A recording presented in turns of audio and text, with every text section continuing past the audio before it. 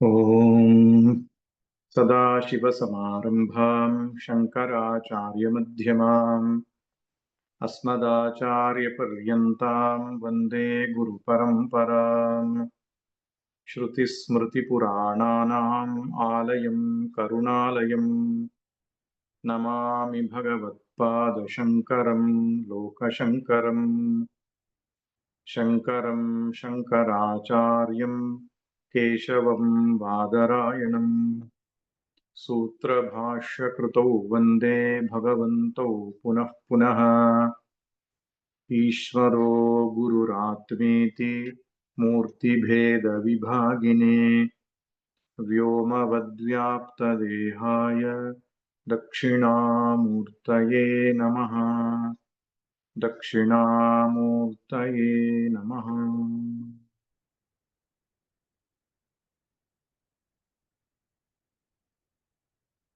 ಹರಿ ಓಂ.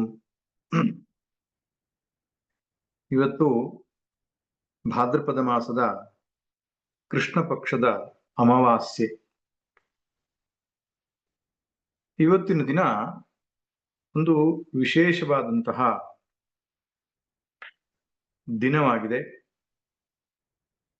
ಶೃಂಗೇರಿಯ ಜಗದ್ಗುರುಗಳ ಪೈಕಿ ಅವಧೂತ ಎಂಬುದಾಗಿ ಪ್ರಸಿದ್ಧವಾಗಿರುವಂತಹ ಶ್ರೀ ಶ್ರೀ ಚಂದ್ರಶೇಖರ ಭಾರತೀ ಸ್ವಾಮಿಗಳ ಆರಾಧನಾ ದಿನ. ಭಾದ್ರಪದ ಬಹುಳ ಅಮಾವಾಸ್ಯೆ ಇವತ್ತಿನ ದಿನವೇ ಭಾನುವಾರ. 1993 ಇಸ್ವಿ ಭಾನುವಾರ ಬೆಳಿಗ್ಗೆ 4 ಗಂಟೆಗೆ ಗುರುಗಳು ತಮ್ಮ ಸಚ್ಚಿದಾನಂದ ವಿಲಾಸ ಎನ್ನುವ ಆವಾಸ ಸ್ಥಾನದಲ್ಲಿ 4 ಗಂಟೆಗೆ ಎದ್ದು ಕೈ ಚಪ್ಪಾಳೆ ಬಡಿದು ಸೇವಕರಾಗಿರುವ ಪರಿಚಾರಕರಾಗಿರುವ ಮಹಾಬಲ ಭಟ್ಟರನ್ನು ಎಬ್ಬಿಸ್ತಾರೆ. ಬನ್ನಿ ನದಿಯ ಸ್ನಾನಕ್ಕೆ ಹೋಗೋಣ ಅಂತ. ಮಹಾಬಲಭಟ್ರು ಹಾಸಿಗೆಯಿಂದ ಎದ್ದು ಸಾವರಿಸಿಕೊಳ್ತಾ ನೋಡ್ತಾರೆ, ಹೊರಗಡೆಗೆ ಮಳೆ ಬರ್ತಾ ಇದೆ. ಚಳಿಗಾಲ, ಮಳೆ ಬರ್ತಾ ಇದೆ. ಇವತ್ತು ನದಿಯ ಸ್ನಾನ ಬೇಡ, ಇಲ್ಲೇ ಸ್ನಾನ ಆಗಲಿ ಅಂತ ಗುರುಗಳಲ್ಲಿ ನಿವೇದನೆ ಮಾಡಿ ಕೊಡ್ತಾರೆ. ಗುರುಗಳ ಆರೋಗ್ಯ ದೃಷ್ಟಿಯಿಂದ ಅವರು ಹಾಗೆ ಹೇಳ್ತಾ ಇರುವಾಗಲೇ ಸಚ್ಚಿದಾನಂದ ವಿಲಾಸದ ಮೆಟ್ಟಿಲುಗಳನ್ನು ಇಳಿದು ಗುರುಗಳು ಹೋಗ್ತಾ ಇದ್ರು. ಹೇಳ್ತಾ ಹೋಗ್ತಾರಂತೆ, ಇವತ್ತು ಪುಣ್ಯ ದಿನ, ತುಂಗಾ ನದಿಯ ಸ್ನಾನವೇ ಆಗ್ಲಿ ಅಂತ ಹೇಳಿ ಗುರುಗಳು ಹೊರಟು. ಇವರು ಅತ್ಯಂತ ಶೀಘ್ರವಾಗಿ ಒಂದು ಓಲೆಗರಿಯ ಕೊಡೆಯನ್ನ ಹಾಗೂ ಒಂದು ಲಾಟಿನನ್ನು ಹಿಡ್ಕೊಂಡು ಗುರುಗಳ ಹಿಂದೆ ಹೋಗ್ತಾ ಹೇಳ್ತಾರೆ. ಇನ್ನೊಬ್ಬರು ಸೇವಕರು ರಾಮಸ್ವಾಮಿ ಅಂತ, ಮಡಿ ಬಟ್ಟೆಯನ್ನ ಒಗೆದು ಮಡಿ ಮಾಡಿರುವ ಬಟ್ಟೆಯನ್ನ ತೆಗೆದುಕೊಂಡು ಬನ್ನಿ ಸ್ನಾನಘಟ್ಟಕ್ಕೆ ಅಂತ ಹೇಳಿ ಹೋಗ್ತಾರೆ. ಗುರುಗಳನ್ನು ಅನುಸರಿಸಿಕೊಂಡು ಇವರು ಹೋಗ್ತಾರೆ. ರಾಮಸ್ವಾಮಿಯವರು ಕೂಡ ಮಡಿ ಬಟ್ಟೆಯನ್ನು ಹಿಡ್ಕೊಂಡು ಅವ್ರ ಹಿಂದೆ ಹಿಂದೆ ಹೋಗ್ತಾರೆ. ತುಂಗಾ ನದಿಯ ದಡಕ್ಕೆ ಸಮೀಪಿಸಿದ ತಕ್ಷಣ ಗುರುಗಳು ಹೇಳ್ತಾರೆ, ರಾಮಸ್ವಾಮಿಗಳೇ ನೀವು ಮೇಲೆ ಇರಿ ಅಂತ ಹೇಳಿ ಮೆಟ್ಟಿಲುಗಳನ್ನು ಇಳಿದು ತಾವು ಕೆಳಗಡೆ ಸ್ನಾನಕ್ಕೆ ಹೋಗ್ತಾರೆ. ಮಹಾಬಲಭಟ್ರು ಕೂಡ ಅವ್ರ ಜೊತೆನೆ ಕೆಳಗಡೆ ಇಳಿದು ಹೋಗ್ತಾರೆ. ಒಗೆಯಬೇಕಾಗಿರೋ ಬಟ್ಟೆಗಳನ್ನು ಹಿಡ್ಕೊಂಡು ಗುರುಗಳ ಕಡೆ ಬೆನ್ನು ಹಾಕೊಂಡು ಇವರು ಬಟ್ಟೆ ಒಗಿತಾ ಇರ್ತಾರೆ. ಗುರುಗಳು ನದಿಗೆ ಮುಳುಗ ಹಾಕಿ ಪಕ್ಕದಲ್ಲಿರತಕ್ಕಂತಹ ಮೆಟ್ಟಿಲಿನ ಮೇಲೆ ಕೂತ್ಕೊಂಡು ಪ್ರಾಣಾಯಾಮ ಮಾಡ್ತಾ ಇರ್ತಾರೆ. ಅಷ್ಟೊತ್ತಿಗೆ ನೀರಿಗೆ ಏನೋ ಬಿದ್ದಂತ ಸಪ್ಪಳ ಕೇಳಿಸ್ತದೆ. ಹಿಂತಿರುಗಿ ನೋಡ್ತಿದ್ದಾರೆ. ಗುರುಗಳು ತುಂಗಾ ನದಿಯ ನೀರಿನಲ್ಲಿ ತೇಲಿಕೊಂಡು ಹೋಗ್ತಾ ಇದ್ದಾರೆ. ಮಹಾಬಲ ಭಟ್ರು ನೀರಲ್ಲಿ ಹೋದ್ರು. ಪದ್ಮಾಸನ ಹಾಕಿಕೊಂಡೇ ಇದ್ದಾರೆ ಗುರುಗಳು. ತೇಲ್ಕೊಂಡು ಹೋಗ್ತಾ ಇದ್ದಾರೆ, ತುಂಬಾ ದೂರ ಹೋಗಿದ್ದಾರೆ. ಆಗ ಅವರನ್ನ ಎಳೆದುಕೊಂಡು ಬರ್ಬೇಕು ಅನ್ನುವಷ್ಟರಲ್ಲಿ ಅವರಿಗೆ ಆಗ್ಲಿಲ್ಲ. ಕೂಗು ಹಾಕಿದ್ರು ಯಾರಾದ್ರೂ ಬನ್ನಿ ಅಂತ. ಅವಾಗ ಗೃಹಸ್ಥರಾಗಿರತಕ್ಕಂತಹ ಒಬ್ರು ಕೇಶವಾಚಾರ್ಯ ಎನ್ನುವರು ಬಂದು ಅವರಿಬ್ಬರನ್ನು ದಡ ಮುಟ್ಟಿಸ್ತಾರೆ. ಗುರುಗಳ ಶರೀರದಲ್ಲಿ ಪ್ರಾಣ ಪಕ್ಷಿ ಆ ಪರಬ್ರಹ್ಮ ತತ್ವದಲ್ಲಿ ಒಂದಾಗಿಬಿಟ್ಟಿತ್ತು. ಅದನ್ನ ವಿದೇಹ ಕೈವಲ್ಯ ಅಂತ ಹೇಳ್ತಾರೆ. ಜೀವನ್ಮುಕ್ತ ಸಂತರು ದೇಹ ಬಿಟ್ಟಂತಹ ಆ ದೇಹ ಬಿಡುವ ಪ್ರಕ್ರಿಯೆಗೆ ಹೆಸರು ವಿದೇಹ ಮುಕ್ತಿ ಅಥವಾ ವಿದೇಹ ಕೈವಲ್ಯ ಅಂತ. ಆದರೆ ಪದ್ಮಾಸನ ಹಾಕಿಕೊಂಡೇ ಪ್ರಣವವನ್ನು ಉಚ್ಚರಿಸಿಕೊಂಡೇ ಆ ತುಂಗಾ ನದಿಯಲ್ಲಿ ಅವರ ಶರೀರ ಬೀಳುವುದರ ಮೂಲಕವಾಗಿ ಅವರ ದೇಹವನ್ನ ಬಿಡುವ ಒಂದು ಪ್ರಕ್ರಿಯೆಯನ್ನ ಮಾಡಿದ್ರು.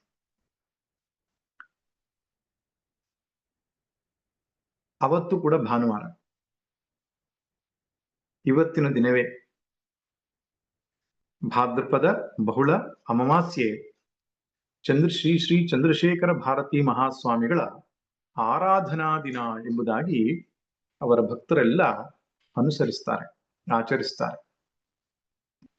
ವಿಶೇಷ ಏನಪ್ಪಾ ಅಂದ್ರೆ ಗುರುಗಳ ಜನ್ಮದಿನವೂ ಭಾನುವಾರವೇ, ಗುರುಗಳ ಉಪನಯನವೂ ಭಾನುವಾರವೇ, ಗುರುಗಳ ಸನ್ಯಾಸ ದೀಕ್ಷೆಯಾದದ್ದು ಭಾನುವಾರವೇ, ಅವರು ದೇಹ ಬಿಟ್ಟಿದ್ದು ಅಂದ್ರೆ ವಿದೇಹ ಕೈವಲ್ಯ, ಅದು ಸರಿಯಾದ ಶಬ್ದ, ವಿದೇಹ ಕೈವಲ್ಯವೂ ಕೂಡ ಭಾನುವಾರವೇ, ಮತ್ತು ಸಮಾಧಿ ಲಿಂಗ ಪ್ರತಿಷ್ಠೆ ಆದದ್ದು ಕೂಡ ಭಾನುವಾರ. ವಿಶೇಷ ಏನಂದ್ರೆ ಈ ವರ್ಷವೂ ಕೂಡ ಭಾನುವಾರವೇ ಬಂದಿದೆ ಗುರುಗಳ ಆರಾಧನೆಯ ದಿನ. ಈ ಮಾತನ್ನ ನಾನು ಯಾಕೆ ಹೇಳ್ತಿದ್ದೇನೆ ಅಂದ್ರೆ, ಒಂದಿಷ್ಟು ಆಸಕ್ತರು ಗುರು ಪಾದುಕಾ ಸ್ತೋತ್ರದ ವಿವರಣೆ ನೀಡಿ ಅಂತ ಕೇಳಿಕೊಂಡಾಗ ಅದಕ್ಕೊಂದು ದಿನಾಂಕವನ್ನ ನಿಗದಿಪಡಿಸಿದೆವು. ಯಾವುದೇ ಒಂದು ಮುಹೂರ್ತವೋ ಮತ್ತೊಂದೋ ನೋಡ್ದೇನೆ ಈ ದಿನಾಂಕ ಮಾಡೋಣ, ಭಾನುವಾರ ಮತ್ತು ಸೋಮವಾರ ಮಾಡೋಣ ಅಂತ ನಾವು ನಿಶ್ಚಯ ಮಾಡಿದೆವು. ತದನಂತರ ನಾನು ಆಲೋಚನೆ ಮಾಡ್ತಾ ಗೊತ್ತಾಯ್ತು ಭಾನುವಾರ ಒಂದು ವಿಶೇಷವಾದ ದಿನ ಅಂತ. ಯಾವ್ದಪ್ಪ ಅಂತ ಹೇಳಿದ್ರೆ ಅದೇ ಮಹಾಸ್ವಾಮಿಗಳ ಆರಾಧನೆ. ಆದ್ರೆ ಅದಕ್ಕೂ ಗುರುಪಾದುಕಾ ಸ್ತೋತ್ರಕ್ಕೂ ಏನ್ ಸಂಬಂಧ ಅಂದ್ರೆ, ಈ ಗುರುಪಾದುಕಾ ಸ್ತೋತ್ರವನ್ನ ಬರೆದವರು ಶ್ರೀ ಶ್ರೀ ಚಂದ್ರಶೇಖರ ಭಾರತೀ ಸ್ವಾಮಿಗಳ ಗುರುಗಳಾಗಿರತಕ್ಕಂತಹ ಅಭಿನವ ಶಂಕರರಂತಲೇ ಪ್ರಖ್ಯಾತರಾಗಿರುವಂತಹ ಸಚ್ಚಿದಾನಂದ ಶಿವಾಭಿನವ ನರಸಿಂಹ ಭಾರತೀ ಸ್ವಾಮಿಗಳು ಈ ಗುರುಪಾದುಕಾ ಸ್ತೋತ್ರವನ್ನು ರಚಿಸಿದ್ದಾರೆ. ಆದ್ದರಿಂದ ಗುರುಗಳಾಗಿರತಕ್ಕಂಥ ಗ್ರಂಥಕರ್ತರು ರಚಿಸಿರುವಂತಹ ಈ ಗ್ರಂಥಕ್ಕೆ ಅವರ ಶಿಷ್ಯರ ಆರಾಧನೆಯ ದಿನವೇ ಚಿಂತನೆಯನ್ನು ನಡೆಸತಕ್ಕಂತಹ ಒಂದು ಭಾಗ್ಯ ನಮಗೆ ಭಗವಂತನು ಕರುಣಿಸಿದ್ದಾನೆ. ಇದು ಯಾವ ಪೂರ್ವ ನಿಯೋಜಿತ ಕಾರ್ಯಕ್ರಮವಲ್ಲದಿದ್ದರೂ ಕೂಡ ದೈವೇಚ್ಛೆಯಂತೆ ಹಾಗೊಂದು ಸಂದರ್ಭ ನಮಗೆ ಒದಗಿ ಬಂದಿದೆ. ಅದು ಭಗವಂತನ ಅನುಗ್ರಹ ಎಂಬುದಾಗಿ ಭಾವಿಸಿಕೊಳ್ಳೋಣ. ಶ್ರೀ ಶ್ರೀ ಚಂದ್ರಶೇಖರ ಭಾರತೀ ಮಹಾಸ್ವಾಮಿಗಳು ಅವಧೂತ ಸ್ಥಿತಿಗೆ ಏರಿದಂತಹ ಸಂತರು. ಅವರ ಗುರುಗಳಾಗಿರತಕ್ಕಂತಹ ಶ್ರೀ ಶ್ರೀ ಸಚ್ಚಿದಾನಂದ ಶಿವಾಭಿನವ ನರಸಿಂಹ ಭಾರತೀ ಸ್ವಾಮಿಗಳು ಆತ್ಮವಿದ್ಯಾ ವಿಲಾಸ ಎನ್ನುವಂತಹ ಒಂದು ಗ್ರಂಥಕ್ಕೆ ಅದನ್ನು ಸದಾಶಿವ ಬ್ರಹ್ಮೇಂದ್ರ ರಚನೆ ಮಾಡಿದ್ದಾರೆ. ಒಬ್ಬ ಜೀವನ್ಮುಕ್ತನ ಸ್ಥಿತಿಯನ್ನ ವರ್ಣಿಸ್ತಕ್ಕಂತಹ ಪದ್ಯ ಮಾಲಿಕೆ ಅದು. ಆ ಪದ್ಯ ಮಾಲಿಕೆಯ ಮೇಲೆ ಅವರು ಯಾವಾಗ್ಲೂ ಅದನ್ನು ಪಾರಾಯಣ ಮಾಡ್ತಾ ಇದ್ರು ಮತ್ತು ಸದಾಶಿವೇಂದ್ರರ ಸ್ತುತಿಯನ್ನು ಕೂಡ ರಚಿಸಿದ್ರು. ಅದರಿಂದ ಪ್ರೇರಿತರಾಗಿರತಕ್ಕಂತಹ ಚಂದ್ರಶೇಖರ ಭಾರತೀ ಸ್ವಾಮಿಗಳು ಕೂಡ, ಶ್ರೀ ಶ್ರೀ ಚಂದ್ರಶೇಖರ ಭಾರತೀ ಮಹಾಸ್ವಾಮಿಗಳು ಕೂಡ ಆತ್ಮವಿದ್ಯಾ ವಿಲಾಸವನ್ನ ಸ್ಫೂರ್ತಿಯಾಗಿ ಪಡೆದುಕೊಂಡು ಸಾಧನೆಗೆ ಹೆಚ್ಚು ಗಮನವನ್ನು ಕೊಟ್ಟರು. ವೇದಾಂತ ಶಾಸ್ತ್ರಾದಿಗಳ ಅಧ್ಯಯನವನ್ನೆಲ್ಲ ಮುಗಿಸಿದ ಮೇಲೆ ಅಧ್ಯಾತ್ಮ ಸಾಧನೆಗೆ ಹೆಚ್ಚು ಪ್ರಾಮುಖ್ಯತೆಯನ್ನು ಕೊಟ್ಟರು.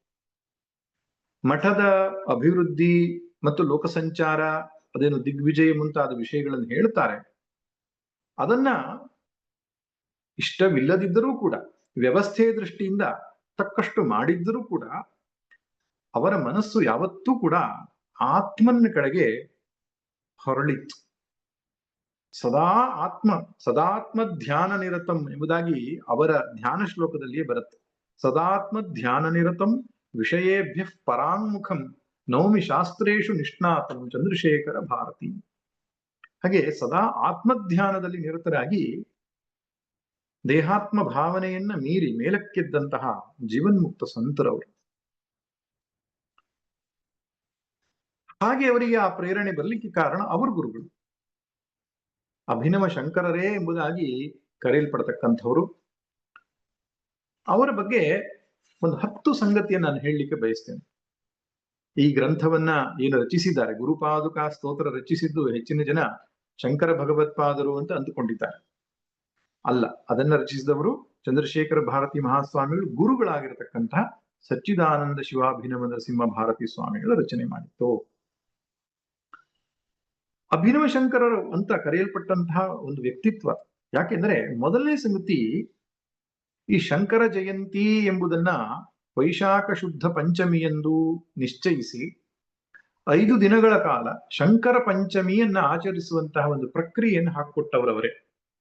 ಇವತ್ತಿಗೂ ಕೂಡ ನಾವು 5 ದಿನ ಶಂಕರ ಪಂಚಮಿ ಉತ್ಸವ ಅಂತ ಏನು ಮಾಡ್ತಿದ್ದೇವೆ, ಅದನ್ನ ಆರಂಭ ಮಾಡಿದವರೇ ಮಹಾಸ್ವಾಮಿಗಳು, ನರಸಿಂಹ ಭಾರತಿ ಸ್ವಾಮಿಗಳು ಅಂತ.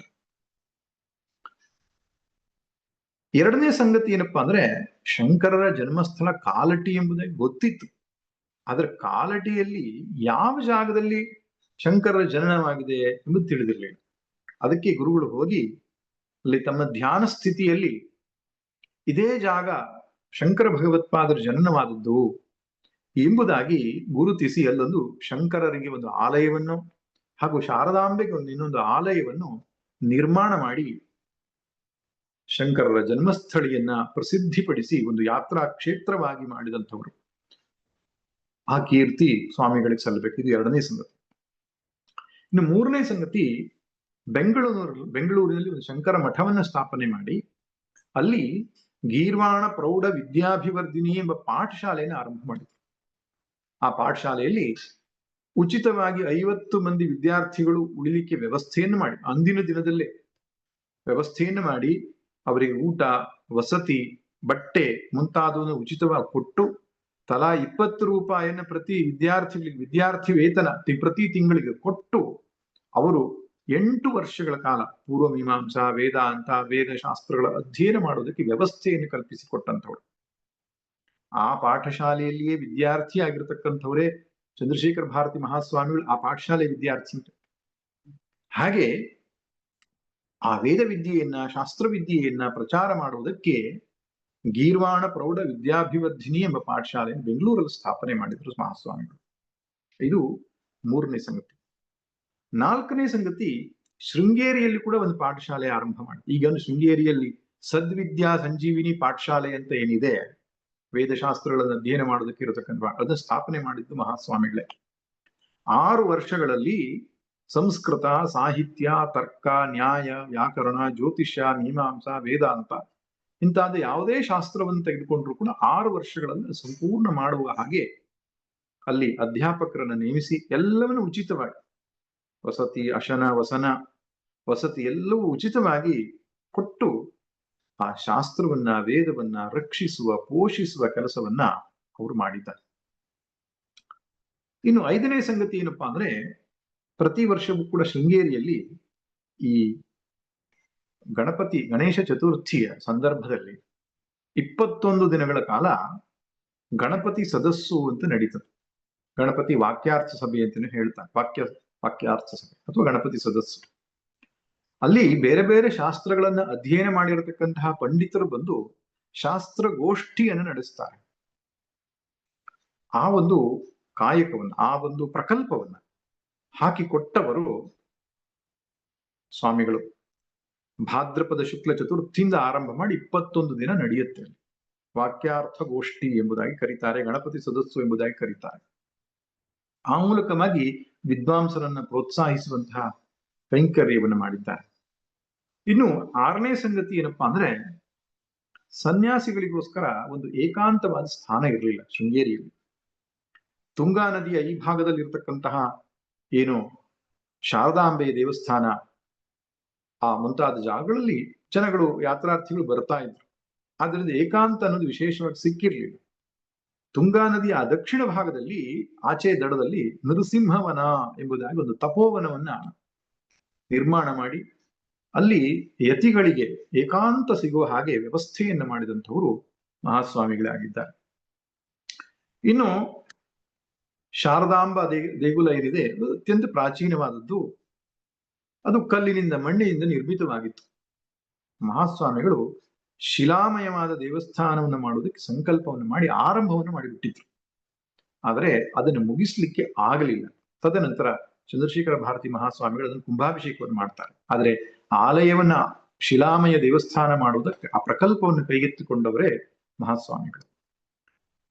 ಇನ್ನೊಂದು ವಿಷಯ ಏನಪ್ಪಾ ಅಂದ್ರೆ, 8ನೇ ಸಂಗತಿ, ಎಲ್ಲ ಶಂಕರರ ಗ್ರಂಥಗಳೇನಿದೆ, ಪ್ರಸ್ಥಾನತ್ರಯೀ ಎಂಬುದಾಗಿ ಕರೆಯಲ್ಪಡತಕ್ಕಂತಹ ಬ್ರಹ್ಮಸೂತ್ರ, ಭಗವದ್ಗೀತೆ, ಉಪನಿಷತ್ತುಗಳು, ಅವರ ಪ್ರಕರಣ ಗ್ರಂಥಗಳು, ಅವರ ಸ್ತೋತ್ರ ಗ್ರಂಥಗಳು, ಇವುಗಳನ್ನೆಲ್ಲ ಪರಿಷ್ಕಾರ ಮಾಡಿ ವಾಣಿ ವಿಲಾಸ ಮುದ್ರಣಾಲಯ ಎನ್ನುವಂತಹ ಮೆಡ್ರಾಸ್ನಲ್ಲಿ ಇರತಕ್ಕಂತಹ ಒಂದು ಮುದ್ರಣಾಲಯ ಕಾಣಿಸುತ್ತೆ. ಅದರ ಮೂಲಕ ವಾಣಿ ವಿಲಾಸ ಶ್ರೀರಂಗದಲ್ಲಿರತಕ್ಕಂತಹ ವಾಣಿ ವಿಲಾಸ ಮುದ್ರಣಾಲಯದಲ್ಲಿ ಆ ಎಲ್ಲ ಗ್ರಂಥಗಳನ್ನು ಪರಿಷ್ಕರಣೆ ಮಾಡಿ ಪ್ರಕಟ ಮಾಡಿತು. ಶಂಕರರದ್ದು ಎಂಬಂತಹ ಕೃತಿಗಳು ಅಂತ ಏನ್ ಪ್ರಸಿದ್ಧವಾಗಿದೆಯೋ ಅದೆಲ್ಲವೂ ಕೂಡ ವ್ಯವಸ್ಥಿತವಾಗಿ ಪರಿಷ್ಕರಣೆ ಮಾಡಿ ಮೂಲ ಗ್ರಂಥವನ್ನ ಪ್ರಕಟ ಮಾಡಿದ್ರು. ಅದು ಆ ಕಾರಣದಿಂದ ಎಲ್ಲ ಶುದ್ಧವಾದಂತಹ ಪ್ರತಿ ಇವತ್ತಿಗೂ ಕೂಡ ಎಲ್ಲರಿಗೂ ಸಿಗುವ ಹಾಗಾಗಿದೆ. ಇನ್ನು ಗುರುಗಳೇ ಸ್ವತಃ ಆಶು ಕವಿಗಳು. ಹೇಗೆ ಗುರು ಪಾದುಕಾ ಸ್ತೋತ್ರವನ್ನು ಬರೆದಿದ್ದಾರೆ, ಹಾಗೆ ಅನೇಕ ಸ್ತೋತ್ರಗಳನ್ನು ಬರೆದಿದ್ದಾರೆ. ಆ ಪುಸ್ತಕಗಳನ್ನು, ಅವರು ಬರೆದಂತಹ ಸ್ತೋತ್ರಗಳ ಸಂಗ್ರಹಕ್ಕೆ ಭಕ್ತಿ ಸುಧಾ ತರಂಗಿಣಿ ಅಂತ ಕರೀತಾರೆ. ಆ ಪುಸ್ತಕದಲ್ಲಿ ಅವರು ಬರೆದಂತಹ ಎಲ್ಲ ಸ್ತೋತ್ರಗಳನ್ನು, ಆಶು ಕವಿಗಳು ಅಂದ್ರೆ ಇದ್ದಕ್ಕಿದ್ದಾಗೆ ಆ ಸ್ತೋತ್ರದ ಸ್ಫುರಣೆ ಆಗುತ್ತೆ. ಗುರುಪಾದುಕಾ ಸ್ತೋತ್ರದ ಅರ್ಥವನ್ನು ನೋಡುವಾಗ ನಮ್ಗೆ ಗೊತ್ತಾಗುತ್ತೆ ಎಷ್ಟು ಒಂದು ಅದ್ಭುತವಾದಂತಹ ಒಂದು ಚಿಂತನೆ ಅದರಲ್ಲಿ ಒಳಗೊಂಡಿದೆ ಅಂತ. ಕವಿತ್ವದ ಪ್ರಜ್ಞೆ ಇರೋದ್ರಿಂದ ಸ್ವತಃ ಕೃತಿಗಳನ್ನು ರಚನೆ ಮಾಡಿದ್ದಾರೆ. ಇದು 9ನೇ ಸಂಗತಿ. ಇನ್ನು 10ನೇ ಸಂಗತಿ ಏನಪ್ಪಾ ಅಂದ್ರೆ, ಜಗದ್ಗುರುಗಳ ಮಾರ್ಗದರ್ಶನದಲ್ಲಿ ಮಹಾ ಜ್ಞಾನಿಗಳು, ಗೃಹಸ್ಥ ಶಿಷ್ಯರು, ಸನ್ಯಾಸಿ ಶಿಷ್ಯರು ಹೊರಟಿದ್ದಾರೆ. ಅವರನ್ನ ಗುರುತಿಸಿ ಅವರಿಗೆ ಮಾರ್ಗದರ್ಶನ ಮಾಡಿದ್ದಾರೆ. ಉದಾಹರಣೆಗೆ ಪುರಿ ಗೋವರ್ಧನ ಪೀಠದಲ್ಲಿ ಶ್ರೀ ಭಾರತೀ ಕೃಷ್ಣ ತೀರ್ಥರು ಅಂತ ಆಗಿ ಹೋದ್ರು. ಈ ವೇದ ಗಣಿತ ಅಂತ ನಾವೇನು ಕೇಳ್ತೇವೆ, ಆ ವೇದ ಗಣಿತವನ್ನ ಆವಿಷ್ಕರಣ ಮಾಡಿದವರೇ ಭಾರತೀ ಕೃಷ್ಣ, ಮಹಾ ಮೇಧಾವಿಗಳಾಗಿದ್ದರು.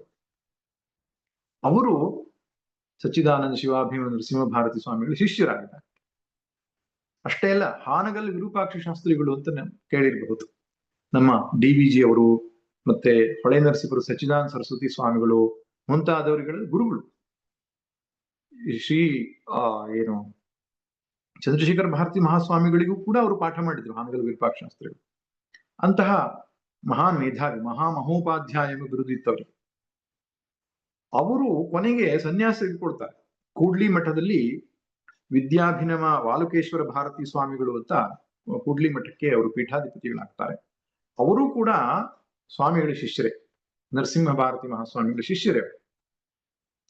ಇನ್ನು ಶ್ರೀ ರಾಮಾನಂದ ಸರಸ್ವತಿ, ಸಿದ್ದವಲ್ಲಿ ಮಲೇಶಿ, ಸಚ್ಚಿದಾನಂದ ಸ್ವಾಮೀಜಿ ಮುಂತಾದಂತಹ ಮಹಾ ಮಹಿಮಾನ್ವಿತರೆಲ್ಲ ಗುರುಗಳು ಶಿಷ್ಯರೇ ಆಗಿದ್ದರು. ಇಷ್ಟೇ ಅಲ್ಲ, ಗೃಹಸ್ಥ ಶಿಷ್ಯರು ಕೂಡ ಬಹಳ ದೊಡ್ಡವರಿದ್ರು ಇವರು. ಮೈಸೂರಿನ ಮಹಾರಾಜ ನಾಲ್ವಡಿ ಕೃಷ್ಣರಾಜ ಒಡೆಯರು, ಜಯಚಾಮರಾಜೇಂದ್ರ ಒಡೆಯರು. ಈ ಜಯಚಾಮರಾಜೇಂದ್ರ ಒಡೆಯರ ಮಾರ್ಗದರ್ಶನದಲ್ಲಿಯೇ ನಮ್ಮ ಋಗ್ವೇದದ ಎಲ್ಲ ಸಂಪುಟ 30+ ವಾಲ್ಯೂಮ್ಗಳೇನಿದೆ, ಆ ಎಲ್ಲ ಪುರಾಣಗಳು, ಆ ಋಗ್ವೇದದ ಎಲ್ಲ ಮಂತ್ರಗಳ ಈ ಸಾಯಣ ಭಾಷೆ ಏನಿದೆ ಪ್ರಕಟ ಆಗುತ್ತೆ. ಅದಕ್ಕೆ ಕಾರಣ ಏನಪ್ಪಾ ಅಂದ್ರೆ ಗುರುಗಳ ಮಾರ್ಗದರ್ಶನ ಇತ್ತು ಅವರಿಗೆ. ಅಲ್ಲಿ ಶೃಂಗೇರಿಗೂ ಮೈಸೂರಿನ ರಾಜಮನೆತನಕ್ಕೂ ನಿಕಟವಾದ ಸಂಬಂಧ ಇದೆ. ಶೃಂಗೇರಿ ರಾಜಮನೆತನದವರು ಶೃಂಗೇರಿ ಮೈಸೂರು ಶೃಂಗೇರಿಯವರನ್ನೇ ಗುರುಗಳು ಎಂದು ಭಾವಿಸ್ಕೊಳ್ತಾರೆ. ಆಮೇಲೆ ಅವರ ದಿವಾನರಾಗಿರ್ತಕ್ಕಂಥ ಶೇಷಾದ್ರಿ ಅಯ್ಯರವರು ಗುರುಗಳ ಶಿಷ್ಯರಾಗಿದ್ರು. ತಿರುವಾಂಕೂರಿನ ಮಹಾರಾಜರು ಇರಬಹುದು, ಅಲ್ಲಿ ದಿವಾನರಾಗಿರುವ VP ಮಾಧವರಾಯರಿರಬಹುದು, ಇವರೆಲ್ಲರೂ ಕೂಡ ಗುರುಗಳ ಶಿಷ್ಯರಾಗಿದ್ರು. ಅಂತಹ ಸಚ್ಚಿದಾನಂದ ಶಿವಾಭಿನವ ನರಸಿಂಹ ಭಾರತಿ ಮಹಾಸ್ವಾಮಿಗಳು ರಚನೆ ಮಾಡಿರತಕ್ಕಂತಹ ಗ್ರಂಥ ಗುರು ಪಾದುಕಾ ಸ್ತೋತ್ರ. ಇದು ಎಷ್ಟು ಸರಳವಾಗಿ, ಎಷ್ಟು ಸಹಜವಾಗಿ ಒಡಮೂಡಿದೆ ಅಂತ ಹೇಳಿದ್ರೆ, ಇಲ್ಲಿ ಗುರುಗಳು ಕೊಟ್ಟಂತಹ ಪ್ರತಿಯೊಂದು ದೃಷ್ಟಾಂತವೂ ಕೂಡ ಗುರುವಿನ ಮಹಿಮೆಯನ್ನ ಅಸಾಧಾರಣವಾಗಿ ವರ್ಣಿಸುತ್ತೆ. ಹೇಳಿಕೊಳ್ಳುವುದಕ್ಕೂ ಕೂಡ ಬಹಳ ಸುಲಲಿತವಾಗಿರತಕ್ಕಂತಹ ಕಾವ್ಯ ಇದು. 9 ಪದ್ಯಗಳಲ್ಲಿ ಗುರು ಪಾದುಕೆಯ ಮಹಿಮೆಯನ್ನ ಇವರು ವರ್ಣನೆ ಮಾಡಿದ್ದಾರೆ. ಮೊದಲನೇ ಪದ್ಯವನ್ನು ನೋಡೋಣ. ಅನಂತ ಸಂಸಾರ ಸಮುದ್ರತಾರ ನೌಕಾಯಿತಾಭ್ಯಾಂ ಗುರುಭಕ್ತಿದಾಭ್ಯಾಂ ವೈರಾಗ್ಯ ಸಾಮ್ರಾಜ್ಯದ ಪೂಜನಾಭ್ಯಾಂ ನಮೋ ನಮಃ ಶ್ರೀ ಗುರುಪಾದುಕಾಭ್ಯಾಂ ನಮೋ ನಮಃ ಶ್ರೀ ಗುರುಪಾದುಕಾಭ್ಯಾಂ. ಈ ಕೊನೆಯ ಲೈನ್ ಏನಿದೆ, ನಮೋ ನಮಃ ಶ್ರೀ ಗುರುಪಾದುಕಾಭ್ಯಾಂ, 9 ಪದ್ಯಗಳಲ್ಲಿ ಅದು ಬರ್ತದೆ. ಶ್ರೀ ಗುರುಪಾದುಕೆಗಳಿಗೆ, ನಮ್ಮಲ್ಲಿ ಕನ್ನಡದಲ್ಲಿ ಬಹುವಚನ ಪ್ರಯೋಗ, ಸಂಸ್ಕೃತ ದ್ವಿವಚನ. ಗುರುಪಾದುಕಾಭ್ಯಾಮ್ ಅನ್ನು ದ್ವಿವಚನ. ಕನ್ನಡದಲ್ಲಿ ಅದು ಇಲ್ಲದೆ ಇರೋದ್ರಿಂದ ಗುರುಪಾದುಕೆಗಳಿಗೆ ಅಂತ ಹೇಳ್ಬೇಕು, ಇಲ್ಲ 2 ಪಾದುಕೆಗಳಿಗೆ ಅಂತ ಹೇಳಬೇಕು. ಇರ್ಲಿ, ಶ್ರೀ ಗುರುಪಾದುಕೆಗಳಿಗೆ ನಮಃ ನಮಃ, ನಮಸ್ಕಾರಗಳು ನಮಸ್ಕಾರಗಳು ಅಂತ. ಈ ನಮಃ ಕಿಂತ ಮುಂದೆ ಇನ್ನೊಂದು ನಕಾರ ಬಂದಿರೋದ್ರಿಂದ ವಿಸರ್ಗ ಅನ್ನೋದು ಓ ಆಗಿ ನಮೋ ನಮಃ ಅಂತ ಆಗುತ್ತೆ. ಅದು ನಮೋ ಅನ್ನೋದು ಸಂಧಿ ನಿಯಮದ ಪ್ರಕಾರ ಆಗಿರೋದು. ಇಲ್ಲಗಿದ್ರೆ ಹೇಗಿರ್ಬೇಕು, ಅದು ನಮಃ ನಮಃ ಅಂತ. ಅಂದ್ರೆ ಪುನಃ ಪುನಃ ಅಭಿವಾದನಗಳು, ಪುನಃ ಪುನಃ ನಮಸ್ಕಾರಗಳು, ಪುನಃ ಪುನಃ ವಂದನೆಗಳು ಅಂತ ಅರ್ಥ. ನಮಃ ಪೃಥ್ವೀಭಾವೇ ಎನ್ನುವ ಧಾತುವಿನಿಂದ ನಮ ಶಬ್ದದ ವ್ಯುತ್ಪತ್ತಿ ಆಗುತ್ತೆ. ಬಗ್ಗುವುದು, ಬಾಗುವುದು ಅಂತ. ನಾನು ಸಣ್ಣವನು, ನೀನು ದೊಡ್ಡವನು ಎನ್ನುವ ಭಾವಕ್ಕೆ ನಮಸ್ಕಾರ ಅಂತ ಹೇಳ್ತಾರೆ. ಒಬ್ಬರು ಮಹಾತ್ಮರು ಹೇಳ್ತಾ ಇದ್ರು, ನಮಃ ಎನ್ನುವ ಶಬ್ದವನ್ನ ಅಕ್ಷರವನ್ನ ವಿರುದ್ಧ ಮಾಡಿದ್ರೆ ಮನಃ ಅಂತ ಆಗುತ್ತದೆ ಅಂತ. ನಮ ಉಲ್ಟಾ ಮಾಡಿದ್ರೆ ಮನ ಅಂತ ಆಗ್ತದೆ. ಆದ್ರಿಂದ ಮನಸ್ಸು ಎನ್ನುವಂಥದ್ದು ಪರಮಾತ್ಮನಲ್ಲಿ ಹೋಗಿ ನಿಲ್ಲಬೇಕು ಅಂತ ಆದ್ರೆ ನಮಃ ಎನ್ನುವ ಪ್ರಕ್ರಿಯೆ ಅದನ್ನು ಒಳಪಡಿಸಬೇಕು ಅಂತ. ಶರಣಾಗತಿ ಎನ್ನುವ ಪ್ರಕ್ರಿಯೆ ಅದನ್ನು ಒಳಪಡಿಸಿ ಬಿಟ್ರೆ ಮನಸ್ಸು ತಣ್ಣಗಾಗಿ ತನ್ನ ಮೂಲಕ್ಕೆ ಹೋಗಿ ಕುಳಿತುಕೊಳ್ತದೆ ಎಂಬುದಾಗಿ ಹೇಳ್ತಾ ಇದ್ರು. ಆದ್ದರಿಂದ ನಮ್ಮ ಭಕ್ತಿಯ ನವವಿಧ ಭಕ್ತಿಯಲ್ಲಿ ನಮನ ಎನ್ನುವುದು ಕೂಡ ಒಂದು ಭಕ್ತಿ. ಶ್ರವಣಂ ಕೀರ್ತನಂ ವಿಷ್ಣೋ ಸ್ಮರಣಂ ಪಾದಸೇವನಂ ಅರ್ಚನಂ ವಂದನಂ. ವಂದನಂ ಎನ್ನುವುದು ಒಂದು ಭಕ್ತಿ. ಅಕ್ರೂರನು ಕೇವಲ ನಮಸ್ಕಾರ ಭಕ್ತಿಯಿಂದ ಕೃಷ್ಣನನ್ನ ಮೆಚ್ಚಿಸಿದಂತೆ. ಕೃಷ್ಣನನ್ನ ಭೇಟಿ ಮಾಡ್ಲಿಕ್ಕೆ ನಂದಗೋಕುಲಕ್ಕೆ ಹೋಗುವಾಗ ಅಕ್ರೂರ ಹೆಜ್ಜೆ ಹೆಜ್ಜೆಗೂ ಕೃಷ್ಣನ ಪಾದದ ಚಿಹ್ನೆ ಇಲ್ಲಿ ಇರಬಹುದು ಅಂತ ಭಾವಿಸಿಕೊಂಡು ನಮಸ್ಕಾರ ಮಾಡ್ಕೊಂಡು ಹೋಗ್ತಿದ್ದಂತೆ. ಹಾಗೆ ನಮಸ್ಕಾರದಿಂದಲೇ ಕೃಷ್ಣನನ್ನ ಮೆಚ್ಚಿಸಿದ ಎಂಬುದಾಗಿ ಹೇಳ್ತಾರೆ. ಆದ್ದರಿಂದ ನಮಸ್ಕಾರ ಮಾಡುವಂತಹ ಒಂದು ಸಾಧನೆಯ ಮೂಲಕವಾಗಿ ಗುರುಪಾದದ ಮಹಿಮೆಯನ್ನ ಇಲ್ಲಿ ವರ್ಣಿಸಲಾಗಿದೆ. ಗುರುಗಳ ಪಾದುಕೆ ಅನ್ನೋದು ಗುರುಗಳ ವ್ಯಕ್ತಿತ್ವದ ಸಂಕೇತ. ಅವರು ಯಾವುದರ ಮೇಲೆ ನಿಂತಿರ್ತಾರೆ ಅದನ್ನೇ ಪಾದುಕೆ ಅಂತ ಕರೆಯುವಂಥದ್ದು. ಗುರುಗಳು ಯಾವುದರ ಮೇಲೆ ನಿಂತಿದ್ದಾರೆ?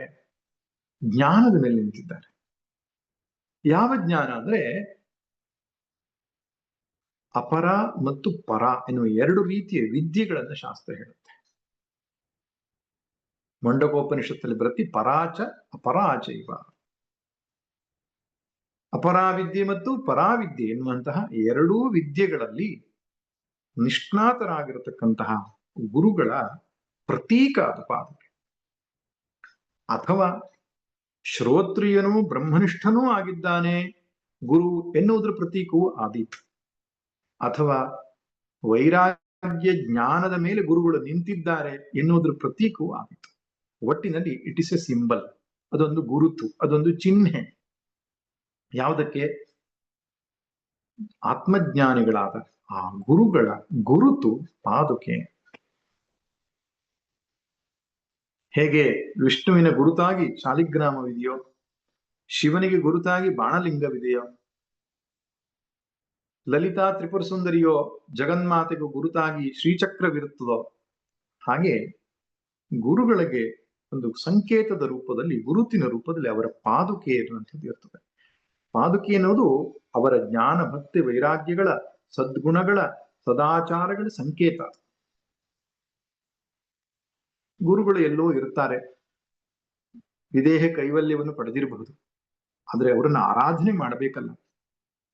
ಅದಕ್ಕೆ ಉಪಾಯ ಶರಣಾರಾಧನೆ, ಅವರ ಪಾದುಕೆಗಳನ್ನು ಇಟ್ಟುಕೊಂಡು ಪೂಜಿಸುವಂಥದ್ದು.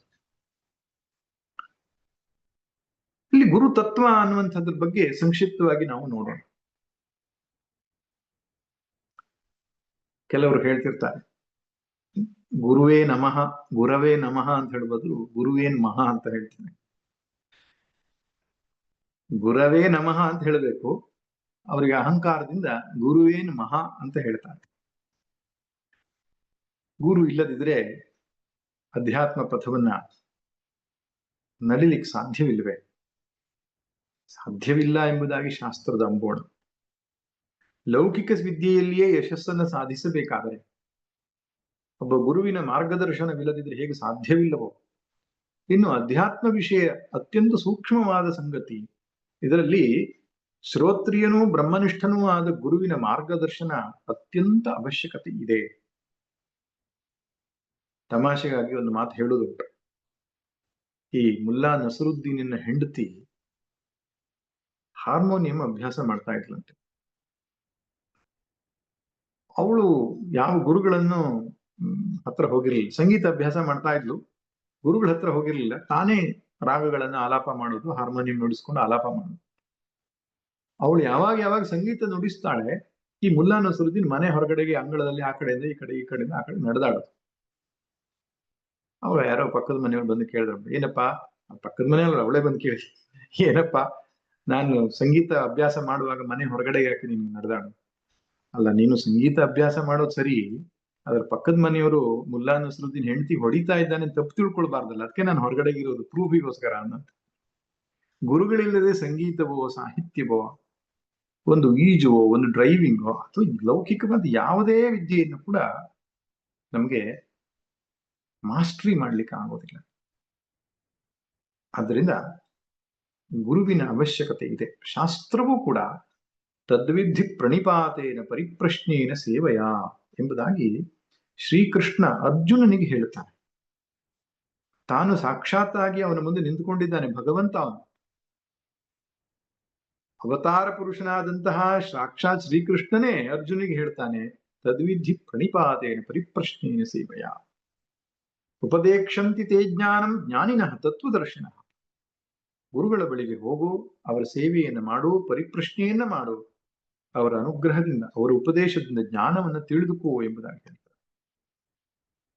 ಇನ್ನು ಮುಂಡಕೋಪನಿಷತ್ತಲ್ಲಿ ಸ್ಪಷ್ಟವಾಗಿ ಹೇಳುತ್ತೆ, ಪರೀಕ್ಷ ಲೋಕಾನ್ ಕರ್ಮಚಿತಾನ್ ಬ್ರಾಹ್ಮಣ ನಿರ್ವೇದಮಾಯಾತ್ ನಾಸ್ತಿ ಅಕೃತಃ ಕೃತೇನ ತದ್ ವಿಜ್ಞಾನಾರ್ಥಂ ಸ ಗುರುಮೇವಾಭಿಗಚ್ಚೇತ್ ಸಮಿತ್ಪಾಣಿ ಶ್ರೋತ್ರಿಯಂ ಬ್ರಹ್ಮನಿಷ್ಠಂ. ಜಗತ್ತನ್ನೆಲ್ಲ ಪರೀಕ್ಷೆ ಮಾಡಿ ಆದ್ಮೇಲೆ ಅನಿತ್ಯವಾದಂತಹ ಈ ಪ್ರಪಂಚದಿಂದ ನಿತ್ಯ ಸುಖ ಸಾಧ್ಯವಿಲ್ಲ. ಅಕೃತಃ ಕೃತೇನ, ಅಕೃತವಾದಂಥದ್ದು ಯಾವುದು? ಮೋಕ್ಷ, ನಿತ್ಯವಾದದ್ದು. ಕೃತ ಅಂದ್ರೇನು? ಮಾಡಲ್ಪಟ್ಟ, ಪ್ರಯತ್ನದಿಂದ ಸಾಧಿಸುವಂಥದ್ದು. ಆ ಪ್ರಯತ್ನದಿಂದ ಸಾಧಿಸುವಂಥದ್ದು ಮೋಕ್ಷವಲ್ಲ ಎಂಬುದಾಗಿ ಅರಿತುಕೊಂಡವನು ಸ ಗುರುಮೇವ ಅಭಿಗಚ್ಚೇತ, ಗುರುವನ್ನೇ ಆಶ್ರಯಿಸಿ ಹೋಗಬೇಕು. ಹೇಗೆ ಹೋಗಬೇಕು? ಸಮಿತ್ಪಾಣಿ, ಕೈಯಲ್ಲಿ ಸಮಿತ್ತನ್ನು ಇಟ್ಟುಕೊಳ್ಳಬೇಕು ಅಂತ. ಏನು? ಸೇವೆಯ ಗುರುತ್ವ, ಸೇವೆಯ ಸಂಕೇತ. ಶ್ರೋತ್ರಿಯಂ ಬ್ರಹ್ಮನಿಷ್ಠಂ, ಯಾರು ಗುರು? ಯಾರು ಶ್ರೋತ್ರಿಯನಾಗಿದ್ದಾನೋ, ಯಾರು ಬ್ರಹ್ಮನಿಷ್ಠನಾಗಿದ್ದಾನೋ ಅವನೇ ಗುರು. ಸ್ಪಷ್ಟವಾಗಿ ಡೆಫಿನೇಷನ್ ಇದೆ. ಶ್ರೋತ್ರಿಯನಂದ್ರೆ ಯಾರು? ಯೋ ಛಂದೋದೀತೆ ಸಹ ಶ್ರೋತ್ರಿಯ. ಯಾವನು ಶಾಸ್ತ್ರವನ್ನ ಏನು ಪರಂಪರೆಯಿಂದ ಅಧ್ಯಯನ ಮಾಡಿದ್ದಾನೋ, ಸಂಪ್ರದಾಯದಿಂದ ಅಧ್ಯಯನ ಮಾಡಿದ್ದಾನೋ ಅವನು ಶ್ರೋತ್ರಿಯನು. ಶಾಸ್ತ್ರ ಅಂದ್ರೆ ಸಾಮಾನ್ಯವಾಗಿ ವೇದಾಂತ ಶಾಸ್ತ್ರವನ್ನು ಅಧ್ಯಯನ ಮಾಡುವುದಕ್ಕೆ ಮುಂಚಿತವಾಗಿ ವ್ಯಾಕರಣವನ್ನ, ನ್ಯಾಯವನ್ನ, ಮೀಮಾಂಸೆಯನ್ನ, ತದನಂತರ ಪ್ರಸ್ಥಾನತ್ರಯಿಯನ್ನ ಗುರುಮುಖೇನ ಅಧ್ಯಯನ ಮಾಡಬೇಕಾಗ್ತಿತ್ತು. ಶೃಂಗೇರಿ ಜಗದ್ಗುರುಗಳೊಬ್ರು ಹೇಳ್ತಾ ಇದ್ರು, ನ್ಯಾಯವನ್ನು ಅಧ್ಯಯನ ಮಾಡದೆ ವೇದಾಂತ ಅಧ್ಯಯನ ಮಾಡಿದ್ರೆ ಅನ್ಯಾಯ ವೇದಾಂತ ಕರೀತಾ ಇದ್ರು. ಆದ್ರೆ ನ್ಯಾಯಾದಿಗಳ ಅಧ್ಯಯನ ಯಾಕಪ್ಪ ಅಂದ್ರೆ ಬುದ್ಧಿಯ ಒಂದು ಸೂಕ್ಷ್ಮತೆಗಾಗಿ. ದೃಶ್ಯತೇತು ಅಗ್ರಯಾ ಬುದ್ಧಿಯ ಸೂಕ್ಷ್ಮಯ ಸೂಕ್ಷ್ಮದರ್ಶಿವಿ. ಆ ಪರಮಾತ್ಮನ ಸಂದರ್ಶನ ಮಾಡುವುದಕ್ಕೆ ಅಗ್ರಯ ಬುದ್ಧಿಯ ಸೂಕ್ಷ್ಮವಾದ ಬುದ್ಧಿ ಬೇಕು. ಅದಕ್ಕೆ ತರ್ಕಶಾಸ್ತ್ರವನ್ನ, ಮೀಮಾಂಸಾ ಶಾಸ್ತ್ರಾದಿಗಳನ್ನ ಅಧ್ಯಯನ ಮಾಡ್ತಾ ಇದ್ರು. ಇವತ್ತಿನ ವೈಜ್ಞಾನಿಕವಾದ ಅಧ್ಯಯನವು ಕೂಡ ತಕ್ಕ ಮಟ್ಟಿಗೆ ಸಹಾಯ ಮಾಡುತ್ತೆ ಅಂತ ಹೇಳ್ಬೋದು. ವ್ಯಾಕರಣ ಒಂದು ಅವಶ್ಯಕತೆ ಇರುತ್ತೆ, ಯಾಕಂದ್ರೆ ಸಂಸ್ಕೃತದಲ್ಲಿ ಎಲ್ಲವೂ ಇರುವುದರಿಂದ. ಆನಂತರ ಪ್ರಸ್ಥಾನತ್ರಯಿ ಅಂತೂ ಕೂಡ ಗುರುಮುಖೇನ ಪಾಠವಾಗಿರಬೇಕು. ಅಂಥವನಿಗೆ ಶ್ರೋತ್ರಿಯನು ಅಂತ ಹೇಳ್ತಾರೆ.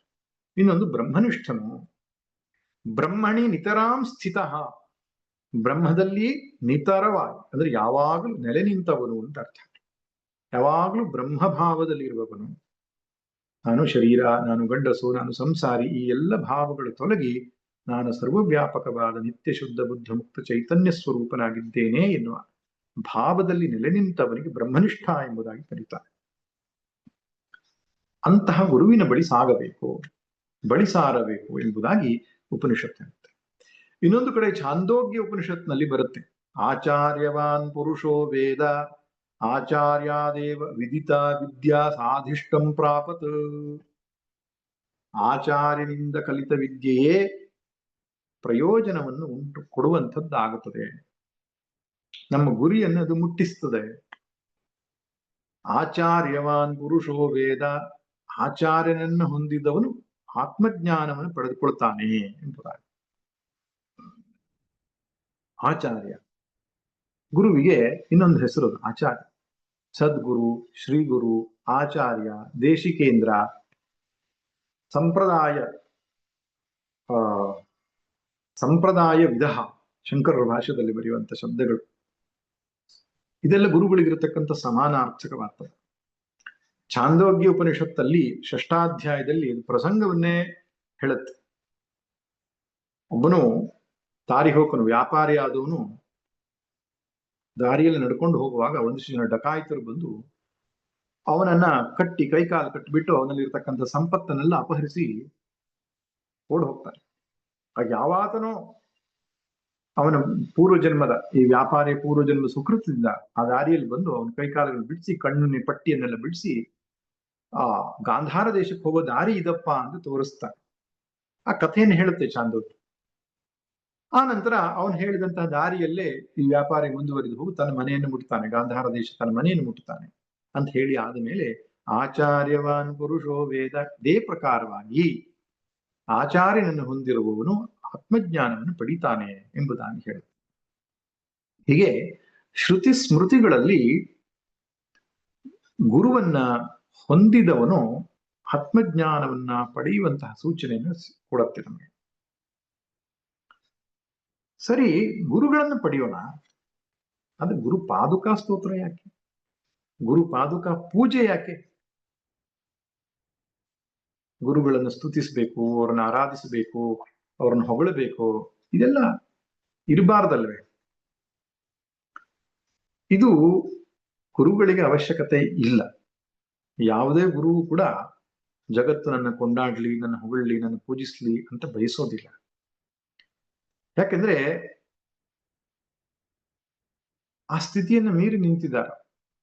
ಮಾನಾಪಮಾನಯೋಸ್ತುಲ್ಯ, ಮಾನವೂ ಅಪಮಾನವೂ ಅವರ ಪಾಲಿಗೆ ಒಂದೇ. ತುಲ್ಯ ನಿಂದಾ ಸ್ತುತಿರ್ಮೌನಿ, ನಿಂದಾಸ್ತುತಿಗಳೆಲ್ಲ ಸಮಾನ. ಚಂದ್ರಶೇಖರ ಭಾರತಿಗಳ ಜೀವನದಲ್ಲಿ ನಡೆದಿರತಕ್ಕಂತಹ ಒಂದು ಘಟನೆ. ಅವರು ತಮಿಳುನಾಡಿನ ಯಾವುದೋ ಒಂದು ಪ್ರದೇಶದಲ್ಲಿ ಹೀಗೆ ಸಂಚರಿಸ್ತಾ ಇರುವಾಗ ರಾಜಪೋಷಾಕು ಅಂತ ಅವರಿಗೆ ಹಾಕ್ತಾರೆ. ಅವರು ಉತ್ಸವದಲ್ಲಿ ಹೋಗುವಾಗ, ಮೆರವಣಿಗೆಯಲ್ಲಿ ಹೋಗುವಾಗ ರಾಜಪೋಷಾಕ್ನಲ್ಲಿ ಇರಬೇಕು. ಅದಕ್ಕೆ ಜರಿಯನ್ನು ಹಾಕಿರತಕ್ಕಂಥ ಒಂದು ಶಾಲು, ಕಿರೀಟ ಮುಂತಾದವುಗಳನ್ನೆಲ್ಲ ಹಾಕ್ತಾರೆ. ಅವತ್ತಿನ ಅವರ ಒಂದು ಕಾರ್ಯಕ್ರಮ, ಮೆರವಣಿಗೆ ಮುಗಿದ ಮೇಲೆ ಏನು ಪೋಷಾಕುಗಳನ್ನು ಹಾಕುವಂತಹ ಪರಿಚಾರಕ ಇದ್ದ, ಅವನು ನೋಡ್ತಾನೆ, ಉಲ್ಟ ಹಾಕಿ ಬಿಟ್ಟಿದ್ದಾನೆ. ಅದು ಹೇಗಿರುತ್ತೆ, ಜರಿ ಇರುವ ಶಾಲ್ನಲ್ಲಿ ಮೇಲ್ಗಡೆ ಮಾತ್ರ ನೋಡ್ಲಿಕ್ಕೆ ಚಂದ, ಒಳಗಡೆಗೆಲ್ಲ ಅದು ಏನು ಹೊಲ್ದಿರತಕ್ಕಂಥ ಭಾಗ ಇರ್ತದೆ, ನೋಡ್ಲಿಕ್ಕೆ ಅಷ್ಟು ಸುಂದರವಾಗಿರಲ್ಲ.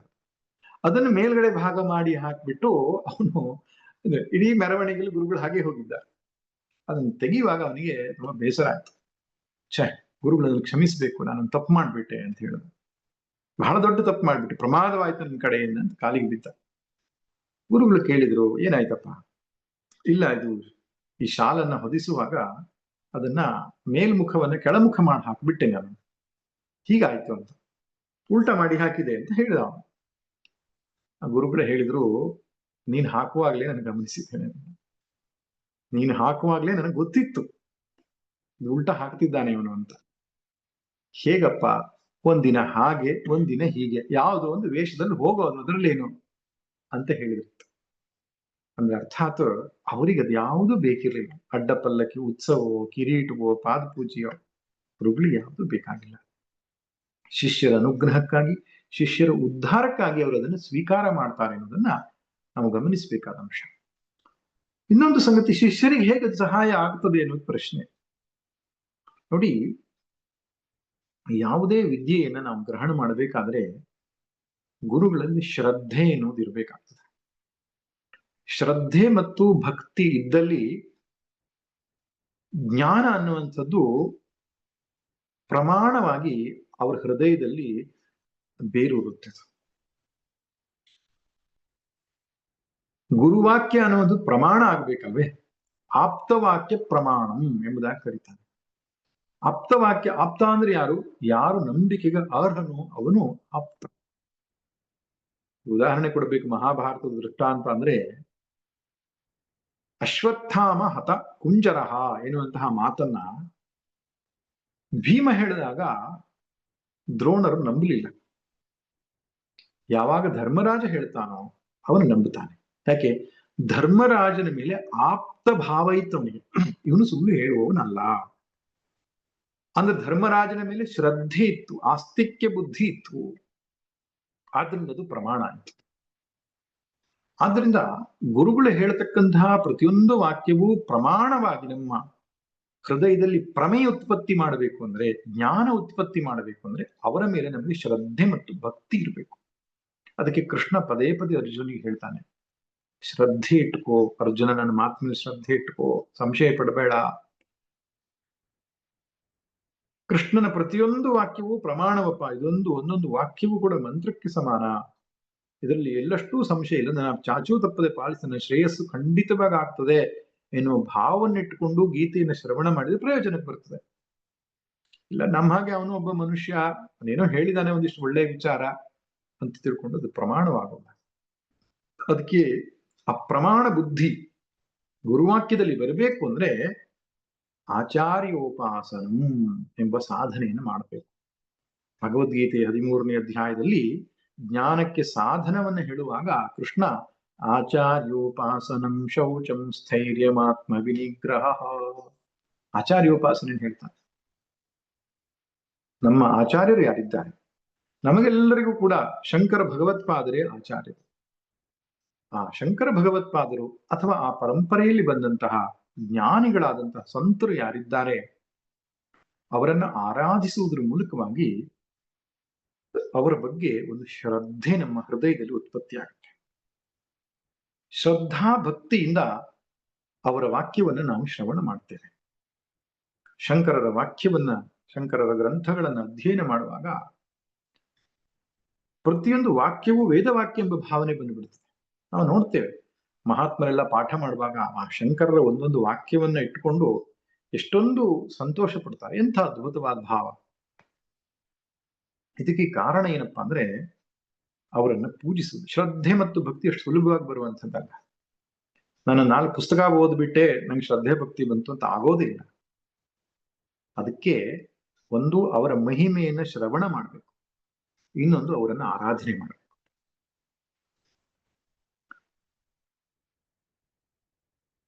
ಒಂದು ಉದಾಹರಣೆ ನಾನು ಕೊಡ್ತೇನೆ. ಗಾಣಗಾಪುರಕ್ಕೆ ಹೋಗಿದ್ದೀರಾ ಅಂತ ಯಾರನ್ನಾದ್ರೂ ಕೇಳಿದ್ರೆ ಇಲ್ಲ ನಾವು ಹೋಗಿಲ್ಲ ಅಂತ ಕೆಲವರು ಹೇಳ್ತಾರೆ. ಒಂದ್ಸಲ ಗುರುಚರಿತ್ರೆಯನ್ನು ಓದಿ ಅಂತ ಹೇಳಿ ಅವ್ರಿಗೆ. ಗುರುಚರಿತ್ರೆ ಅಂತ ಒಂದು ಪುಸ್ತಕ ಇದೆ. ಗಾಣಗಾಪುರದಲ್ಲಿ ಆಗಿ ಹೋದಂತಹ ನರಸಿಂಹ ಭಾರತಿ ಮಹಾಸ್ವಾಮಿಗಳು, ನರಸಿಂಹ ಸರಸ್ವತಿ ಮಹಾಸ್ವಾಮಿಗಳು ಅಂತ ಶಂಕರ ಪರಂಪರೆಯ ದೊಡ್ಡ ಯತಿಗಳು. ಅವ್ರು ಬಹಳ ದೊಡ್ಡ ಪವಾಡ ಪುರುಷರಿದ್ರು. ದತ್ತಾತ್ರೇಯನ ಅವತಾರ ಎಂಬುದಾಗಿ ಕರೀತಾರೆ. ಶ್ರೀಪಾದ ಶ್ರೀವಲ್ಲಭರ ನಂತರ ನರಸಿಂಹ ಸರಸ್ವತಿ ಮಹಾಸ್ವಾಮಿಗಳು ಅವತಾರ ಪರಂಪರೆಯಲ್ಲಿ ಹೇಳ್ತಾರೆ. ಅವರು ಪವಾಡ ಮಾಡಿದಂತಹ ಶ್ರೀ ಕ್ಷೇತ್ರ ಅದು ಗಾಣಗಾಪುರ. ಇಡೀ ಗುರುಚರಿತ್ರೆಯಲ್ಲಿ ಮುಖ್ಯವಾದಂತಹ ವಿಷಯ ಅಲ್ಲಿ ನಡೆದಂತಹ ಪವಾಡಗಳು. ಅದನ್ನ ಓದಿದ ಮೇಲೆ ಯಾರಿಗಾದ್ರೂ ಒಂದ್ಸಲ ಅಲ್ಲಿ ಹೋಗಿ ಬರೋಣ ಅಂತ ಅನ್ಸುತ್ತೆ. ಇದು ಹೇಗ್ ಬಂತು? ಮಹತ್ವ ಬುದ್ಧಿ ಶ್ರವಣ ಮಾಡಿದ್ರಿಂದ ಬಂತು.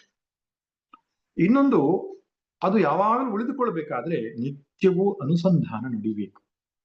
ಗುರು ಮಂತ್ರ ಜಪವನ್ನ ಮಾಡಬಹುದು, ಗುರುಗಳ ಪಾರಾಯಣವನ್ನು ಮಾಡಬಹುದು, ಅವು ಸಂಬಂಧಪಟ್ಟ ಗ್ರಂಥವನ್ನ, ಅಥವಾ ಅವರನ್ನ ಪೂಜೆ ಮುಂತಾದವುಗಳು ಮಾಡಬಹುದು.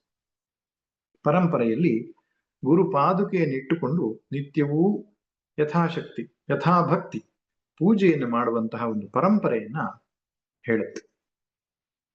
ಗುರುಗಳ ಸಂಕೇತವಾಗಿ ಆ ಪಾದುಕೆಯನ್ನು ಇಟ್ಟುಕೊಂಡು ಹೇಗೆ ದೇವರ ಪೂಜೆಯನ್ನು ಮಾಡ್ತೇವೋ ಹಾಗೆ ಆ ಪಾದುಕೆಯನ್ನು ಪೂಜೆ ಮಾಡ್ತಾ ಮಾಡ್ತಾ ಬಂದ್ರೆ ಆ ಗುರುಗಳಲ್ಲಿ ನಮಗೆ ಶ್ರದ್ಧೆ ಭಕ್ತಿ ಉತ್ಪತ್ತಿಯಾಗಿ ನಮ್ಮ ಜ್ಞಾನ ಮಾರ್ಗ ಅನ್ನುವಂಥದ್ದು ಸಫಲವಾಗ್ತದೆ. ಇದು ಒಂದು ವಿಷಯ.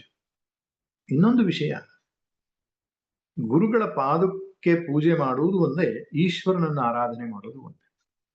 ಜೀವನ್ಮುಕ್ತನಾದ ಸಂತರು ಈಶ್ವರನಿಗಿಂತ ಬೇರೆ ಅಲ್ಲ, ಪರಮಾತ್ಮನಿಗಿಂತ ಬೇರೆ ಅಲ್ಲ ಎಂಬುದಾಗಿ ಶ್ರುತಿಯೇ ಹೇಳುತ್ತೆ.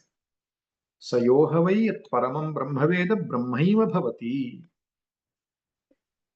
ಆದ್ದರಿಂದ ಯಾರ್ಯಾರು ಜೀವನ್ಮುಕ್ತರ ಉಪಾಸನೆಯನ್ನ ಮಾಡ್ತಾರೋ ಅವರ ಇಷ್ಟಾರ್ಥಗಳು ಸಿದ್ಧಿಸ್ತವೆ ಅಂತ ಮುಂಡಕೋಪನಿಷತ್ತಿನಲ್ಲಿ ಉಪನಿಷತ್ ಹೇಳುತ್ತೆ. ಯಾಕೆಂದ್ರೆ ಜೀವನ್ಮುಕ್ತನು ಭಗವಂತನೊಟ್ಟಿಗೆ ಒಂದಾಗಿರ್ತಾನೆ. ಅದರಿಂದ ಯಾರಾದ್ರೂ ಅಯ್ಯೋ ಜ್ಞಾನ ಮಾರ್ಗಕ್ಕೆ ಹೋಗೋರಿಗಷ್ಟೇ ಗುರುಪಾದಕ್ಕೆ ಬೇಕೋ, ನಮ್ಗೆಲ್ಲ ಇನ್ನೂ ಆಸೆಗಳಿದೆ, ಬಯಕೆಗಳಿದೆ, ನಾವ್ಯಾಕೆ ಗುರುಪಾದ ಪೂಜೆ ಮಾಡಬೇಕು ಅಂದ್ರೆ ಹಾಗಿಲ್ಲ. ಲೌಕಿಕ ಕಾಮನೆಗಳನ್ನ, ಇಚ್ಛೆಗಳನ್ನ ಪೂರ್ಣ ಮಾಡುವ ಸಾಮರ್ಥ್ಯವು ಗುರುಪಾದಕ್ಕೆ ಹೊಂದಿದೆ. ಆರಂಭದಲ್ಲಿ ನಮಗೆ ಬೇಕಾಗ್ತದೆ ಏನು, ನಮ್ಮ ಇಷ್ಟಾರ್ಥಗಳು ಈಡೇರಬೇಕು, ಕಷ್ಟಗಳು ದೂರ ಆಗಬೇಕು. ಅದಕ್ಕೆ ಎಷ್ಟೋ ವಿಭೂತಿ ಪುರುಷರು ಸಂತರೆಲ್ಲ, ಶ್ರೀಧರ ಸ್ವಾಮಿಗಳ ಚರಿತ್ರೆ ಅಂತ ನೋಡಿ, ಚಂದ್ರಶೇಖರ ಭಾರತಿ ಮಹಾಸ್ವಾಮಿಗಳ ಚರಿತ್ರೆಯಲ್ಲಿ ಇರಬಹುದು, ಬಂದಂತಹ ಕಷ್ಟ ಕಾರ್ಪಣ್ಯಗಳನ್ನ, ಜನರ ಕಷ್ಟ ಕಾರ್ಪಣ್ಯ ದೂರ ಮಾಡಿದ್ದಾರೆ. ಅವರ ವಿಭೂತಿಯಿಂದಲೋ, ಅವರು ಕೊಟ್ಟ ತೀರ್ಥದಿಂದಲೋ, ಅವರ ಅನುಗ್ರಹದಿಂದಲೋ ದೂರ ಮಾಡಿದ್ದಾರೆ. ಅದರ ಉದ್ದೇಶ ಇಷ್ಟೇ, ಆ ಮೂಲಕವಾಗಿ ಅವರು ಅಧ್ಯಾತ್ಮ ಪಥಕ್ಕೆ ಬರಲಿ ಅನ್ನುವಂತಹ ಒಂದು ಅನುಕಂಪದಿಂದ. ಆದ್ರಿಂದ ಗುರುಗಳ ಪಾದುಕೆಯನ್ನು ಶ್ರದ್ಧಾಭಕ್ತಿಯಿಂದ ಆರಾಧಿಸುವವನು, ಪೂಜಿಸುವವನು ತನ್ನ ಲೌಕಿಕ ಕಾಮನೆಗಳನ್ನು ಕೂಡ ಪಡೆದುಕೊಳ್ಳಲು ಸಮರ್ಥನಾಗ್ತಾನೆ. ಇನ್ನು ಕಾಮನೆಗಳೇ ಇಲ್ಲ, ನಿಷ್ಕಾಮವಾಗಿ ಆರಾಧನೆ ಮಾಡಿದ್ರೆ ಗುರುಗಳು ಜ್ಞಾನ ಭಕ್ತಿ ವೈರಾಗ್ಯವನ್ನ ಕೊಟ್ಟು ಆ ಮೂಲಕ ಮೋಕ್ಷವನ್ನು ಕೂಡ ಕರುಣಿಸಬಲ್ಲರು. ಹೇಗೆ ಗುರು ಪಾದುಕೆಯ ಆರಾಧನೆಯಿಂದ ಅದರಲ್ಲಿ ಶ್ರದ್ಧೆ ಉಂಟಾಗ್ತದೆ, ಚಿತ್ತ ಶುದ್ಧಿ ಆದ ಹಾಗೆ ಆ ಪರಂಪರೆಯ ಗುರುಗಳು ಯಾರೋ ನಮ್ಮ ಮುಂದೆ ಬಂದು ನಿಂತಾರೆ, ಭಗವಂತನೇ ಆ ವ್ಯವಸ್ಥೆಯನ್ನು ಕಲ್ಪಿಸ್ತಾನೆ. ಅವರುಗಳಿಂದ ನಾವು ಶ್ರವಣವನ್ನು ಮಾಡ್ತೇವೆ, ಮನನ ನಿಧಿಧ್ಯಾಸನದ ಮೂಲಕವಾಗಿ ಜ್ಞಾನ ಪ್ರಾಪ್ತಿ ಆಗ್ತದೆ, ತನ್ಮೂಲಕವಾಗಿ ಮೋಕ್ಷವಾಗ್ತದೆ. ಹೀಗೆ ಪಾದುಕಾ ಪೂಜೆ ಎನ್ನುವಂತಹದ್ದು ಒಂದು ವಿಶಿಷ್ಟವಾದ ಸಾಧನ. ಎಲ್ಲ ಅಧ್ಯಾತ್ಮ ಸಾಧಕರು ತಮ್ಮ ಜೀವನದ ಸಾಧನೆಗಳಲ್ಲಿ ಇದನ್ನು ಒಂದಾಗಿ ಇಟ್ಟುಕೊಳ್ಳಬಹುದು. ಇನ್ನು ಸ್ತೋತ್ರ ಎನ್ನುವಂತಹ ಒಂದು ಶಬ್ದ ಬಾಕಿ ಉಳಿದಿದೆ. ಗುರುಪಾದುಕ ಅನ್ನೋ ಶಬ್ದದ ಅರ್ಥ ಆಯ್ತು, ಸ್ತೋತ್ರ ಸ್ತುತಿ ಅಂತ ಅರ್ಥ. ಸ್ತುತಿ ಎಂಬ ಶಬ್ದಕ್ಕೆ ಅರ್ಥ ಗುಣಿನಿಷ್ಠ ಗುಣಾಭಿಧಾನಂ ಸ್ತುತಿ ಎಂಬುದಾಗಿ ಹೇಳ್ತಾರೆ. ಗುಣಿಯಲ್ಲಿರ್ತಕ್ಕಂತಹ ಗುಣಗಳನ್ನು ಹೇಳುವುದು ಅಂತ. ಇಲ್ಲದೆ ಇರೋ ಗುಣ ಹೇಳೋದಲ್ಲ, ಯಾವುದು ಇದೆಯೋ ಅದನ್ನು ಹೇಳೋದು ಸ್ತುತಿ. ಇದು ಯಾಕೆ ಈ ಮಾತು ಬಂತು ಅಂದ್ರೆ, ಈ ಹೊಗಳ ಭಟ್ರು ಅಂತ ಒಂದಿಷ್ಟು ಜನ ಇರ್ತಾರೆ ರಾಜರಿಗೆ, ವಂದಿಮಾಗದರು ಏನೋ ಹೇಳ್ತಾರೆ ಅವ್ರಿಗೆ, ಆ ಶಬ್ದದಿಂದ ಕರೀತಾರೆ. ಅವ್ರ ಕೆಲಸ ಆ ರಾಜನಲ್ಲಿ ಗುಣ ಇದೆಯೋ ಇಲ್ವೋ ಗೊತ್ತಿಲ್ಲ, ಒಟ್ಟು ಅವನನ್ನು ಸಂತುಷ್ಟಿ ಪಡಿಸ್ಬೇಕು ಅಂತ ಹೊಗಳೋದು. ಈ ಸ್ತೋತ್ರವೂ ಕೂಡ ಹಾಗೆಯೋ ಅಂತ ದೇವರೆಲ್ಲ ಹೊಗಳ ಬಿಟ್ಟು ಅವನಿಗೆ ಖುಷಿ ಪಡಿಸಿ ನಾವು ಇಷ್ಟಾರ್ಥ ಈಡೇರಿಸ್ಕೊಳ್ಬೇಕು ಅಂದ್ರೆ ಹಾಗಲ್ಲ. ಅವರಲ್ಲಿ ಇರುವ ಗುಣವನ್ನ ಹೇಳುವಂತಹದ್ದು ಸ್ತುತಿ, ಸ್ತೋತ್ರ ಎಂಬುದಾಗಿ ಕರೀತಾರೆ. ಆದ್ದರಿಂದ ಈ 9 ಪದ್ಯಗಳಲ್ಲಿ ಗುರುಗಳಲ್ಲಿ ಇರ್ತಕ್ಕಂತಹ ಗುರು ಮಹಿಮೆಯನ್ನ ತುಂಬಾ ಸುಂದರವಾಗಿ ಉಪಮೆಯನ್ನು ಕೊಡ್ತಾ, ಹೋಲಿಕೆಯನ್ನು ಕೊಡ್ತಾ ವಿವರಿಸುವುದನ್ನು ನಾವು ಕಾಣ್ತೇವೆ. ಮೊದಲನೇ ಪದ್ಯದ ಅರ್ಥವನ್ನು ನೋಡೋಣ. ಅನಂತ ಸಂಸಾರ ಸಮುದ್ರತಾರ ನೌಕಾಯಿತಾಭ್ಯಾಂ ಗುರುಭಕ್ತಿದಾಭ್ಯಾಂ. ಗುರು ಪಾದುಕೆಗಳಿಗೆ ಮತ್ತೆ ಮತ್ತೆ ನಮಸ್ಕರಿಸುತ್ತೇನೆ. ಎಂತಹ ಪಾದುಕೆಗಳಿಗೆ? ವಿಶೇಷಣವನ್ನು ಹೇಳ್ತಾರೆ. ಮೊದಲನೇ ವಿಶೇಷಣ ಏನಂದ್ರೆ, ಅನಂತವಾದ ಸಂಸಾರ ಎನ್ನುವ ಸಮುದ್ರವನ್ನ ದಾಟಿಸುವ ಹಡಗಿನಂತಿರುವ ನೌಕಾಯಿತಾಭ್ಯಾಂ. ನೌಕಾಯಿತಾಭ್ಯಾಂ ಅಂದ್ರೆ ಹಡಗಿನಂತೆ ಇರುವ, ಇದು ಮೊದಲನೇ ವಿಶೇಷಣ. ಎರಡನೇದು ಗುರುಭಕ್ತಿದಾಭ್ಯಾಂ. ಗುರುಭಕ್ತಿಯನ್ನು ಉಂಟು ಮಾಡತ್ತೆ ಪಾದುಕೆ, ಅದಕ್ಕೆ ಗುರುಭಕ್ತಿ ದಾ ಅಂದ್ರೆ ಕೊಡುವಂಥದ್ದು, ದದಾತಿ ಇತಿ. ಗುರುಭಕ್ತಿಂ ದದಾತಿ ಇತಿ ಗುರುಭಕ್ತಿದಾಭ್ಯ. ಇನ್ನು ಮೂರನೇ ವಿಶೇಷಣ ವೈರಾಗ್ಯ ಸಾಮ್ರಾಜ್ಯದ ಪೂಜನಾಭ್ಯ. ಪೂಜಿಸುವವರಿಗೆ ವೈರಾಗ್ಯ ಸಾಮ್ರಾಜ್ಯಂ ದದಾತಿ, ಅಂದ್ರೆ ಕೊಡೋದು ಅಂತ. ಈ ಮೂರು ವಿಶೇಷಣಗಳನ್ನು ಇಲ್ಲಿ ಕೊಟ್ಟಿದ್ದಾರೆ. ಮೊದಲನೇದು ಯಾವುದು? ಅನಂತವಾದ ಸಂಸಾರ ಎನ್ನುವ ಸಮುದ್ರವನ್ನ ದಾಟಿಸುವ ಹಡಗಿನಂತಿರುವ ಪಾದುಕೆಗಳಿಗೆ ಪುನಃ ಪುನಃ ನಮಸ್ಕಾರಗಳು ಅಂತ ಸೇರಿಸ್ಕೋಬೇಕು ನಾವು. ಶಬ್ದ ತುಂಬಾ ಚೆನ್ನಾಗಿದೆ. ಸಂಸಾರವನ್ನ ಸಮುದ್ರಕ್ಕೆ ಹೋಲಿಸಿದ್ದಾರೆ. ಯಾಕೆ ಸಂಸಾರವನ್ನು ಸಮುದ್ರಕ್ಕೆ ಹೋಲಿಸಿದ್ದಾರೆ ಅಂದ್ರೆ, ಹೇಗೆ ಸಮುದ್ರದಲ್ಲಿ ಆಳ ಮತ್ತು ಆರ್ ಪಾರ್ ಅಂತ ಹೇಳ್ತಾರಲ್ಲ, ತುದಿ ಮತ್ತು ಮೊದಲು, ತುದಿ ಮತ್ತು ಕೊನೆ ನಮಗೆ ಕಾಣಲ್ಲ. ಯಾವುದು ಆರಂಭ ಯಾವುದು ಕೊನೆ ನಮ್ಗೆ ಗೊತ್ತಾಗಲ್ಲ. ಕೆಳಗಿಳಿದು ನೋಡೋಣ, ಎಂಡ್ ನೋಡೋಣ ಅಂದ್ರೆ ಅಲ್ಲಿಯೂ ಕೂಡ ಸಿಗಲ್ಲ. ಆಳವೂ ಗೊತ್ತಾಗಲ್ಲ, ಅಗಲವೂ ಗೊತ್ತಾಗಲ್ಲ. ಅಂತಹ ಗಭೀರವಾದದ್ದು ಸಮುದ್ರ. ಇನ್ನೊಂದು, ಅದ್ರ ಮೇಲೆ ಚಂದ ಕಾಣಿಸ್ತದೆ.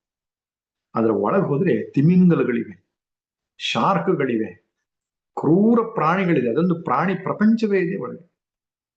ಯಾರು ಈ ಹಡಗುಗಳಲ್ಲಿ ಸಮುದ್ರ ಯಾನವನ್ನು ಮಾಡ್ತಾರಲ್ಲ, ಅವರು ಕಥೆ ಹೇಳ್ತಾರೆ. ಎಷ್ಟು ದೊಡ್ಡ ದೊಡ್ಡ ಪ್ರಾಣಿಗಳೆಲ್ಲ ಅಡ್ಡಿಪಡಿಸ್ತವೆ ಒಮ್ಮೊಮ್ಮೆ ಅವರ ಯಾತ್ರೆಯನ್ನ, ನುಂಗೆ ಬಿಡ್ತವೆ. ದೊಡ್ಡ ದೊಡ್ಡ ದೋಣಿಯನ್ನೆಲ್ಲ ನುಂಗಿ ಬಿಡುತ್ತೆ.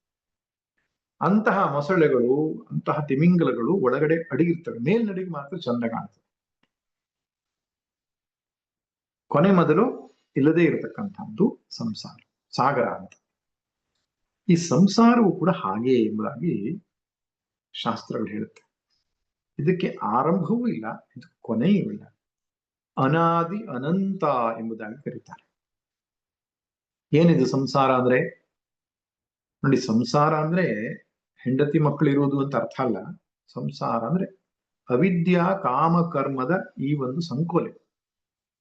ಅಜ್ಞಾನ, ತಜ್ಜನಿತವಾದಂತಹ ಬಯಕೆ, ಅದರಿಂದ ಹುಟ್ಟಿರತಕ್ಕಂತಹ ಕರ್ಮ, ಕರ್ಮ ಫಲ ಭೋಗ, ಈ ಒಂದು ಚಕ್ರಕ್ಕೆ ಹೆಸರು ಸಂಸಾರ ಚಕ್ರ. ಅದರ ಮುಂದುವರಿದ ಭಾಗವಾಗಿ ಹುಟ್ಟು ಮತ್ತು ಸಾವು ಮುಂದುವರಿಯುತ್ತೆ. ಈ ಸಂಸಾರ ಚಕ್ರ ಅನ್ನುವಂಥದ್ದು ಯಾವತ್ತು ಆರಂಭ ಆಯಿತು ನಮಗೆ ಗೊತ್ತಿಲ್ಲ. ಇದು ಯಾವತ್ತು ಮುಗಿಯುತ್ತೆ ಅನ್ನೋದು ಕೂಡ ನಮಗೆ ಗೊತ್ತಿಲ್ಲ. ಮೇಲ್ನೋಟಕ್ಕೆ ಚಂದ ಕಾಣುತ್ತದೆ, ಅದರ ಒಳಹುಕ್ಕಿ ನೋಡಿದ್ರೆ ತುಂಬಾ ಭಯಾನಕವಾಗಿದೆ. ಸಮುದ್ರ ಹೇಗಿದೆಯೋ ಹಾಗೆ ಅಂತ. ಇಂತಹ ತುದಿ ಮೊದಲು ಆರಂಭ ಕೊನೆ ಇಲ್ಲದೆ ಇರ್ತಕ್ಕಂಥ ಉಪನಿಷತ್ತುಗಳಲ್ಲಿ ಇದನ್ನು ವೃಕ್ಷಕ್ಕೆ ಹೋಲಿಸ್ತಾರೆ. ಆಲದ ವೃಕ್ಷ ಇರಬಹುದು, ಅಶ್ವತ್ಥ ವೃಕ್ಷ ಇರಬಹುದು, ಇಲ್ಲವೂ ಸಂಸಾರಕ್ಕೆ ಹೋಲಿಕೆ, ಬಹಳ ಹೋಲಿಕೆಗಳಿದೆ. ಇಲ್ಲಿ ಸಮುದ್ರದ ಹೋಲಿಕೆಯನ್ನು ಕೊಟ್ಟಿದ್ದಾರೆ. ಇಂತಹ ಸಂಸಾರವನ್ನ ದಾಟಿದಕ್ಕೆ ಯಾವುದು ಮಾರ್ಗ ಅಂತ ಕೇಳಿದ್ರೆ, ಒಂದು ನೌಕೆ ಬೇಕು ನಮಗೆ. ಸುದೃಢವಾದಂತಹ, ಬಲಿಷ್ಠವಾದಂತಹ ನೌಕೆ ಬೇಕು. ಅದು ಯಾವುದು ಅಂದ್ರೆ ಗುರುಗಳ ಪಾದುಕೆ ಎಂಬುದಾಗಿ ಹೇಳ್ತಾರೆ. ಈ ಎರಡು ಪಾದುಕೆಗಳು ಒಂದು ರೀತಿ ಎರಡು ದೋಣಿಗಳನ್ನು ಒಟ್ಟಿಗೆ ಕಟ್ಟಿಟ್ಟು ಹಾಗೆ. ಈ ಎರಡು ದೋಣಿಗಳನ್ನ ಕಟ್ಟಿಟ್ಟು ಭದ್ರವಾಗಿ, ದೋಣಿಯೋ ಹಡಗೋ ಭದ್ರವಾಗಿಟ್ಟು ಅದರಲ್ಲಿ ನಾವು ಕುಳಿತುಕೊಂಡು ನಾವು ಸಮುದ್ರವನ್ನ ಹೇಗೆ ದಾಟ್ತೇವೋ ಹಾಗೆ ನಮ್ಮ ಈ ಸಂಸಾರ ಸಾಗರವನ್ನು ದಾಟಿಸುವುದಕ್ಕೆ ಎರಡು ದೋಣಿಗಳು ಯಾವುದಪ್ಪ ಅಂದ್ರೆ ಗುರುಗಳ ಎರಡು ಪಾದುಕೆಗಳು ಎಂಬುದಾಗಿ ಇಷ್ಟು ಸುಂದರವಾದಂತಹ ಉಪಮೆ. ಹೇಗೆ ಗುರುಗಳ ಪಾದುಕೆ ನಿಮ್ಮ ಸಂಸಾರ ದಾಟಿಸ್ತದೆ? ಪಾದುಕೆಯನ್ನು ಪೂಜಿಸುವುದರ ಮೂಲಕವಾಗಿ ಗುರುವಿನಲ್ಲಿ ಭಕ್ತಿ ಶ್ರದ್ಧೆಯನ್ನು ಹೊಂದುತ್ತಾನೆ.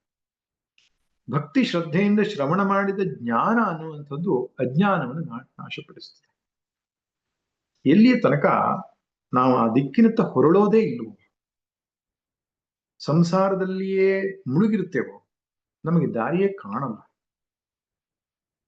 ಮೊಟ್ಟ ಮೊದಲನೇದಾಗಿ ಗುರುಗಳ ಬಳಿಗೆ ಬರಬೇಕು, ಸತ್ಸಂಗಕ್ಕೆ ಬರಬೇಕು. ಸತ್ಸಂಗವಿಲ್ಲದೆ ಜ್ಞಾನವಾಗಲಿಕ್ಕೆ ಸಾಧ್ಯವೇ ಇಲ್ಲ. ಸತ್ಸಂಗಕ್ಕೆ ಬರಬೇಕು ಅಂದ್ರೆ ಅವ್ರ ಬಗ್ಗೆ ಒಂದು ಇನಿತಾದ್ರೂ ಶ್ರದ್ಧೆ ಇರಬೇಕು, ಭಕ್ತಿ ಇರಬೇಕು.